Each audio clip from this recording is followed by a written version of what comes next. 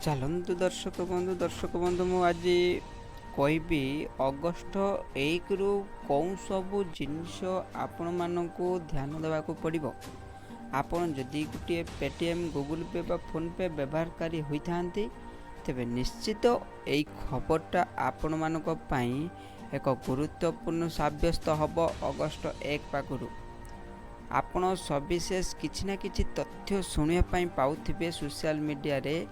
यह विषय कौन डिटेल्स आपण को मु कहबी वीडियो माध्यम रे किछिटा समय आपणकर जीव किंतु आपण डिटेल्स जानि जिबे एई विषय रे। तो कौन रही पेटीएम गूगल पे फोन पे व्यवहारी बड़ खबर।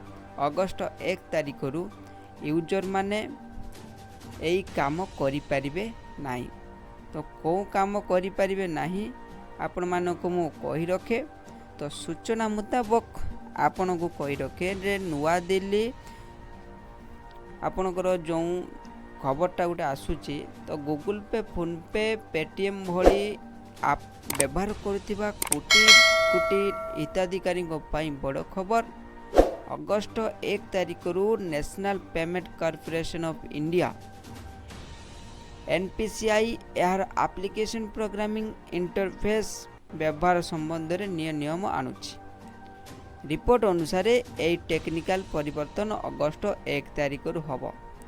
दर्शक बंधु पूरा टेक्निक आपन को मु कहिदेबी कौन को जिनिस उपरे अगस्ट 1 रु नुआ नियम लागू होछि आउ आपन को पई एटा बहुत मूल्यवान साबित हब। दर्शक बंधु आ गोटे कथा देखंतु एटी फाइनेंशियल एक्सप्रेसर एक रिपोर्ट अनुसार एटा नुआ नियम आनिबार उद्देश्य हेउची यूपीआई सिस्टम उपरे चाप पकाइबा। देखंतु यार प्रभाव यह हेबो जे आपण यूपीआई ऐप रु जांच करथिया बैलेंस उपर एक सीमा रहिबो। आपण सेट करथिबा ऑटो पेमेंट मध्य परिवर्तन हेबो।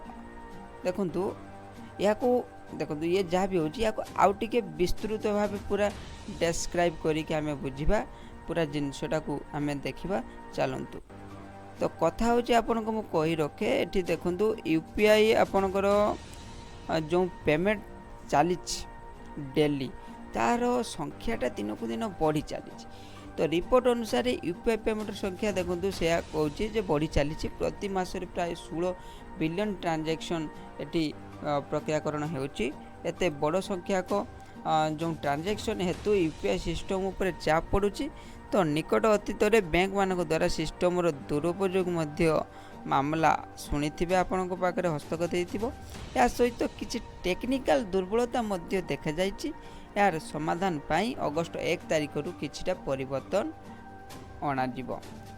यूपीआई सेवारे बाधा आपण को जो आपणकर देखिथे जो यूपीआई होची पेमेंट जितेबाला भी होची किसी ना किसी देखो प्रॉब्लम होची। बहुत टेक्निकल प्रॉब्लम होची कार बैलेंस होल्ड भी होगी रही जाऊँ एमती होची ना ना।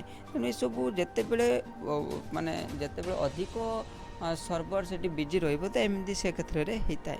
तो यूपीआई सेवार कौन बाधा ना रिपोर्ट अनुसार गत 2-3 मास मध्य अनेक थर यूपीआई पेमेंट बंद होइछि। कह जाए जे एप्रिल 12 तारिख में 5 घंटा पर्यंत पेमेंट बंद रहिबो। तो रहिबा हेतु माने रहिबा हेतु लोक माने बहुत असुविधार पड़ते। यह 3 वर्ष मध्य सबुठारु लंबा आउटेज थिला। यूपीआई हेतु अनेक लोक वालेट रखिबा मध्य बंद कर देइचंती किंबा वालेट रे टंका रखु नाहंती। एपरि परिस्थिति रे यूपीआई बंद हेले लोक माने बहुत असुविधार पड़ती। तो यही परिस्थिति रे समाधान पाई नियम रे परिवर्तन करा जाइछ। रिपोर्ट रु जना पड़ुची कि यूपीआई सेवारे अल्प बाधा मध्य कोटी कोटी व्यवहारकारी असुविधा पकाई थाए। कह जाए प्रति सेकेंड रे 7000 ट्रांजैक्शन यूपीआई माध्यम प्रक्रियाकरण होउछि। जदि यूपीआई गोटे मिनिट पाई मध्य बंद हुए तेबे 4 लाख लोक प्रभावित हुअन्ति। वर्तमान यूपीआई पेमेंट करुथिबा लोकंक संख्या 40 कोटी रु अधिक बोली कह जाइछि। निकट में होइतिबा एक तदंतर जना पड़छि जे यूपीआई बंद हेबार मुख्य कारण होछि बारंबार आपनकर एपीआई रिक्वेस्ट जहाँ फल सिस्टम उपर चाप पड़ुछि। जो